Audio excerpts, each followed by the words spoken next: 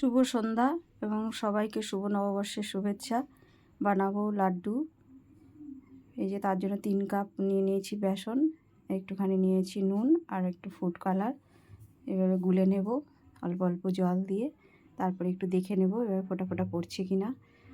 তারপরে তেলটা গরম হলে একটু দেখে নেব, তেলটা খুব ভালো করে গরম হলেই দিয়ে দেব এইভাবে। এর আগে আমি লাড্ডু দিয়েছি বোঁদের সেম প্রসেসে বোঁদে আগে করে নেব, তারপরেই সেটাকে লাড্ডু বানাবো। এই যে এভাবে বোঁদেটা আগে ভেজে নিতে হবে।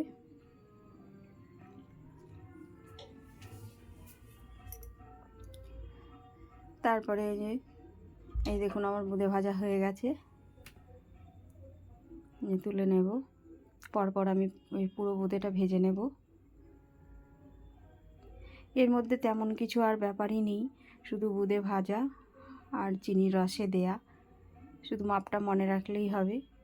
3 কাপ নিয়েছি বেসন আর 1.5 কাপ মতো গুলতে লেগেছে জল, আর একটু বেশি কম লাগতে পারে।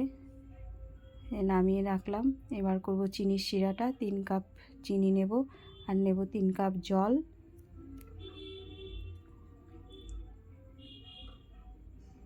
এই চিনিটা গুলে আসলেই গুলতে গুলতে আমি এখান দিয়ে কিছুটা কাজু বাদাম, কিশমিশ আর একটু তরমুজের বীজ একটুখানি ভেজে দিলাম। কিশমিশটা এমনি দিয়েছি। এই চিনি গুলে গেছে। এবার আমি দিয়ে দেবো 2-3টে এলাচ চিনির শিরার মধ্যে, সেন্টটা ভালো হবে। দিয়ে দিচ্ছি।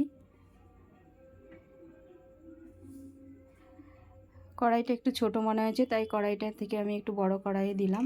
এবার একটুখানি জাস্ট 5 মিনিট ঠান্ডা হলেই এবার দিয়ে দেবো বোঁদেগুলো। দিয়ে আমি 10 মিনিট ঢাকা দিয়ে রাখবো রসটা টানার জন্য।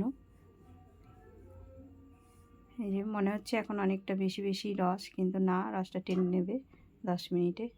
এই 10 মিনিট পরে আমি ঢাকনাটা খুললাম, খুলে নেড়ে চেড়ে এবার আমি হাতে শেপ দিয়ে নেব লাড্ডু আকারে।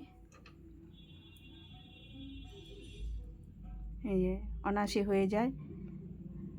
2-3 বার একটুখানি শেপ দিয়ে হাতে চেপে চেপে এই যে লাড্ডু হয়ে গেল। পরপর আমি সবগুলো করে নেব। তারপরে একটু দোকানের মতো সুন্দর করার জন্য দিয়ে দেবো সিলভার কাগজ। বাড়িতে বানান। ধন্যবাদ।